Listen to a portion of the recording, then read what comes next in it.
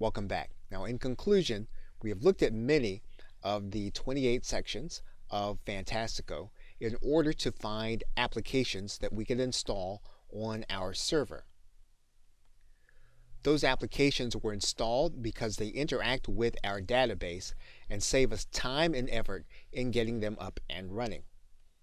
Deciding to uninstall them is very simple. We'll click one of the links, and all we'll need to do is, once we open up this particular area, is scroll down to where the script is installed and then click uninstall.